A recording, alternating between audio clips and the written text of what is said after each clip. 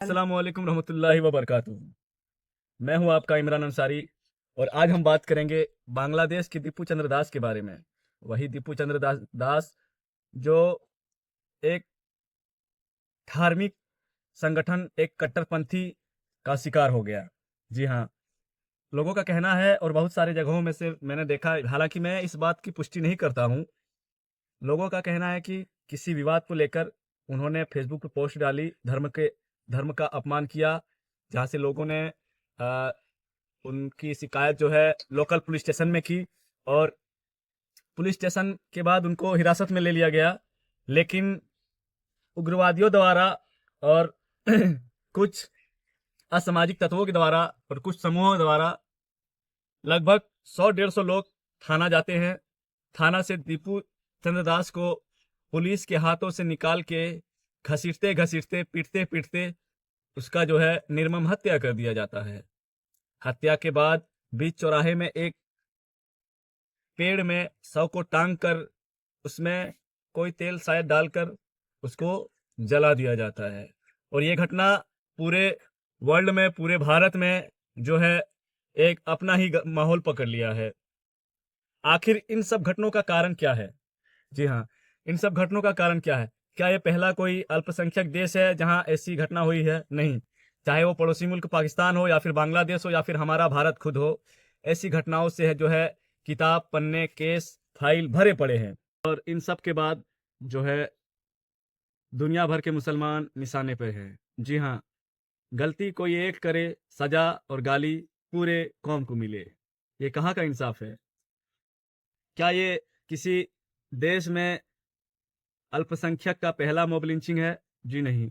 इससे पहले भी हमारे पड़ोसी मुल्क पाकिस्तान में ऐसी घटना हो चुकी है, बांग्लादेश में आए दिन होती रहती है। लेकिन इन दोनों के बीच हमारा भारत, हमारा देश भी कहीं पीछे नहीं है। इन सब से आगे कहीं हमारा देश है। जी हाँ, बात करें हम नासिर जुनैद की या फिर पहलू खान की या फिर तबरेज अंसारी की या फिर अखलाक खान की, जैसे दीपू चंद्र दास को भीड़ द्वारा धार्मिक नारा लगाते हुए उनके शव को जलाया गया और उनकी निर्मम हत्या कर दी गई। ऐसी ऐसी कई घटनाएं, कई केस, कई फाइल जो है भारतीय थाना, अलग अलग राज्यों में ऐसी ऐसी फाइल पड़ी पड़ी है।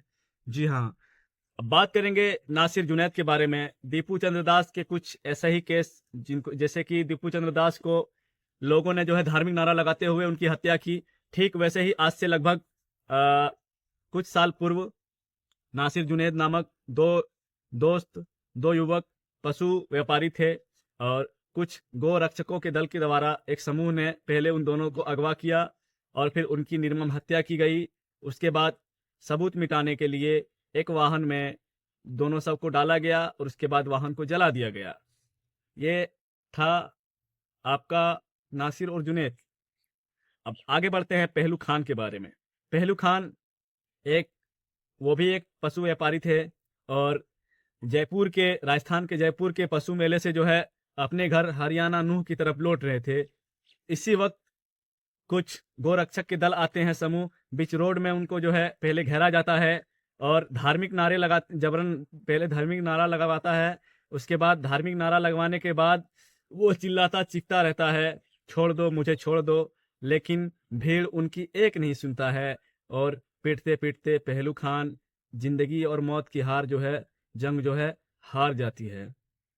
तबरेज अंसारी, झारखंड के सरायकेला के तबरेज अंसारी, देर रात होने के बाद वो एक जगह से गुजर रहे थे और कुछ भीड़ द्वारा, जो स्थानीय लोगों द्वारा चोरी के शक में पहले उनको एक बिजली के खंभे में बांधते हैं और उनके बाद से उनसे जबरन नारा जो है लगवाया जाता है। हालांकि जबरन नारे के साथ तबरेज अंसारी नारा के बाद भी जो है लोगों ने उनको मारते मारते मारते मारते अस्पताल पहुंचा दिया जाता है और अस्पताल में जो है तबरेज अंसारी अपना दम तोड़ देता है। और यही नहीं, मैंने सिर्फ 2-4 केसेस बताए आपको, जैसे कि पहलू खान, दीपू चंद्र दास, अखलाक खान या फिर जुनैद हो या फिर नासिर। ऐसे कई घटनाएं हर दिन होती रहती है। मई 2014 से 2018 के बीच ह्यूमन राइट्स वॉच के रिपोर्ट के मुताबिक गाय से संबंधित हिंसा में कम से कम 44 लोगों की हत्या हुई है, जिनमें से 36 मुस्लिम थे। और एक डाटा है हमारे पास armed conflict location and event data के मुताबिक 2016 से 2020 तक के अंत तक गो हत्या या व्यापार के बाद लिंचिंग या भीड़ हिंसा से मारे गए लोगों की संख्या 50 से अधिक बताया गया है। आखिर इन सब का कारण क्या है? अपने धर्म के प्रति कट्टरता, संवेदना और भावना इंसान का ह्यूमन नेचर है। लेकिन इसका ये मतलब नहीं कि वो भीड़ जो है एक भीड़ बनाकर जो है किसी विशेष समुदाय को निशाना बनाए और उनकी जो है हत्या कर दी जाए। आखिर कानून और व्यवस्था नाम की भी कोई चीज़ है।